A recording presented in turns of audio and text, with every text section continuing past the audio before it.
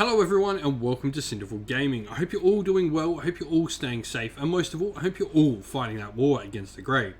Today's video is a Black Library review. In today's video, we'll be taking a look at one of the many publications brought out by Black Library and giving you our thoughts on the book, audio drama, whatever it happens to be.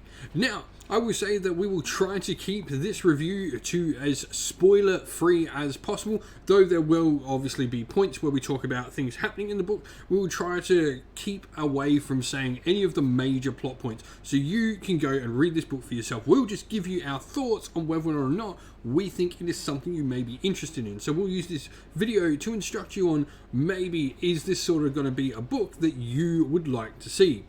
With that all said and out the way, let's get cracking on. Let's talk a little bit about the book that we have reviewed this time. In today's Black Library review, we're going to be checking out The Return of Nagash by Josh Reynolds. This is narrated by Andrew James Spooner. As always, I like to listen to things on Audible. I like to listen to them when I paint, when I'm hobbying, when I'm doing other stuff around the hobby. These really get me motivated for projects, get me excited, get me intrigued about more and more of the Warhammer lore. Now, this is a story I read a long time ago when it first came out. I have forgotten bits and pieces of it, though I knew some of the key elements within the story. For those who don't know, this is part of the series called Warhammer The End Times.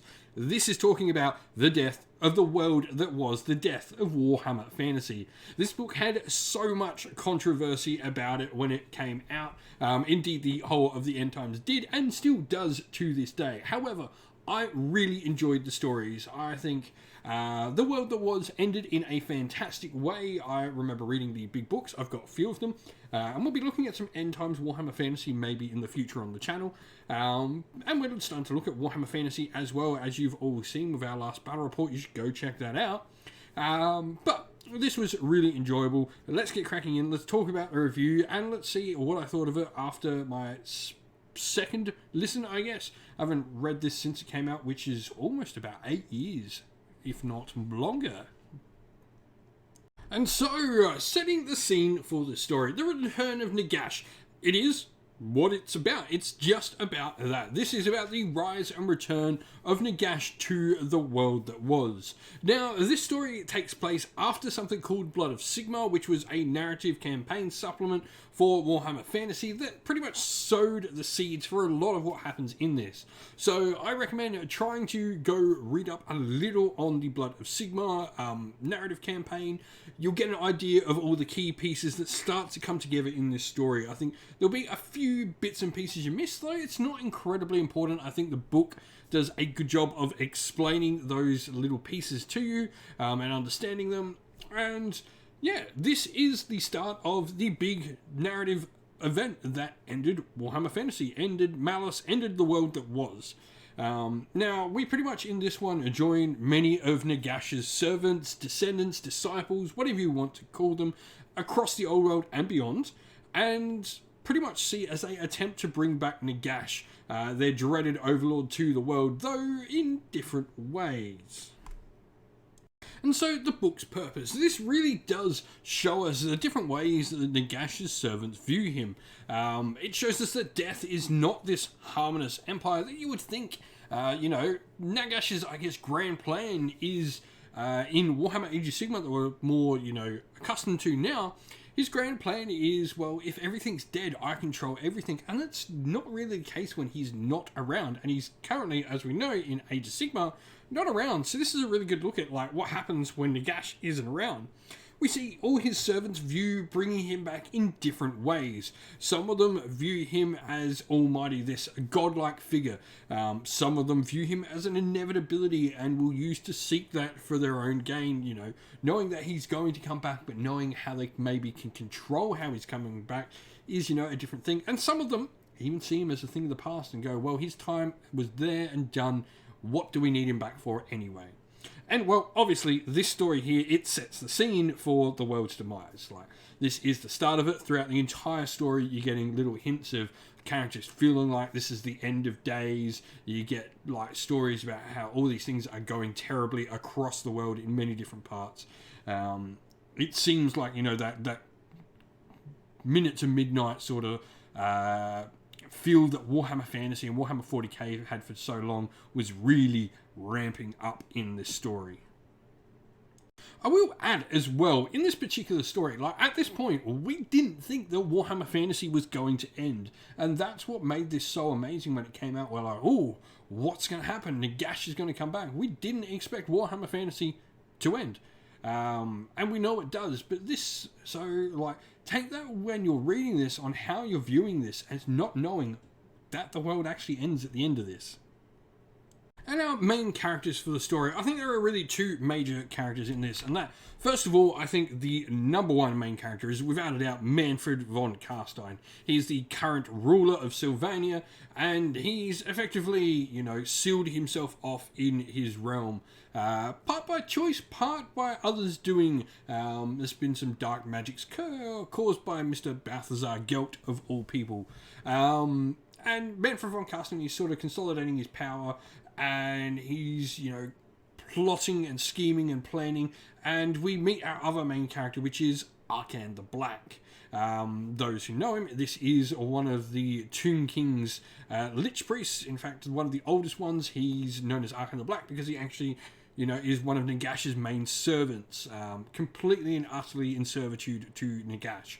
And these two characters are what's going to get the story moving, and really the two characters at the center point of Nagash's return. Now, there are certainly a host of secondary characters within the story. This is the end story of Warhammer Fantasy, so we see so many big names, from Heinrich Kemmler and Krell in scenes to seeing other major characters like Eltharion the Grim, Tyrion in the stories as well. Prince Imric features in parts of it. We get, you know, stories of major characters within Athlorien like Araloth, Thorgrim Grudgebearer, and other dwarf characters, Malagor from the Beasts of Chaos. There's a ton of massive named characters that feature within this story that all play their parts, but none of them really take up the focus like Manfred and Arkan do. And so, what does change over the course of the story, though, about the main characters, Manfred and Arkan? Now, both of them have their own ideas right at the start. Arkan is just, Nagash must rise. Nagash must rise. He sees him as this inevitable, all-powerful, liege lord, godlike character to him. While Manfred is Manfred. You know, he is the most scheming and cunning character in all of Warhammer. And he sees an opportunity to take advantage of it. And that's really where those 2 points differ. You know, we have one that wants to bring back Nagash to have Nagash as Lord. We have one that sort of wants to use Nagash's power. And so what we see is these two ideas constantly playing against each other throughout the story, and we see some semblance of a compromise at the end. Not necessarily agreeing, though.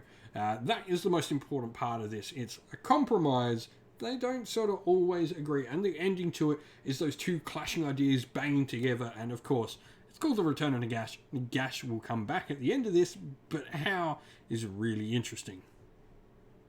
What does this book do well? And I said it before, this really does play out that politicking within the Death Lords. Not just between Manfred and Arkan, which are our two major characters, but also the underlings under Manfred and even those under Arkan, and those other secondary characters pulling around them, the politicking, and even some of like the secondary stories within here, especially like parts with the High Elves and indeed the humans. You can see the politicking in the background and all of that as well, just playing up to this, which is really cool. But also, it really does give a great feel of evoking that narrative that this is called the end times. This is that minute to midnight turning to midnight and the world ending. You've got these stories and, you know, all these hearsay of events happening around the world from other characters, hearing about, you know, Estelia and Tilia being overrun by particular things and all this, and, you know, demons are everywhere, beasts of chaos are in uncountable numbers. It's a really interesting feel, and it really does evoke that narrative well. And so, who would like this book? Well, I think you split 50-50 really on Warhammer Fantasy players that absolutely dislike the end times and Warhammer Fantasy players that transferred into Age of Sigmar players and enjoyed the end times and went along with the ride.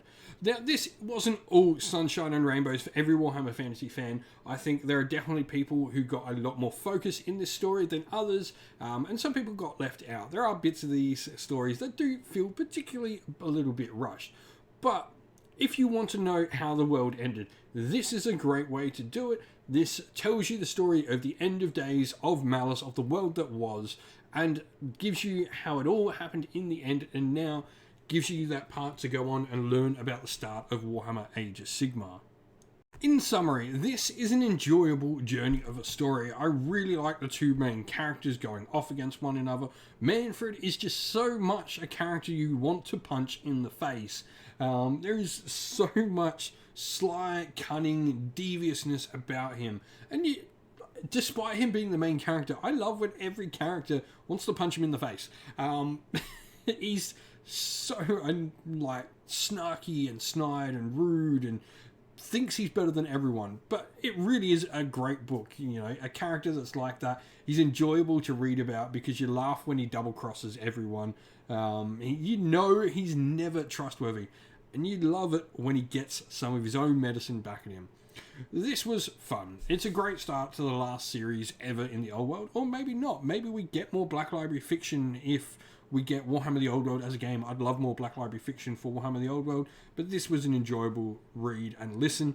I remember why I enjoyed this, listening to it. Good solid, I'd say, good solid 7 out of 10 novel. Great start to the series.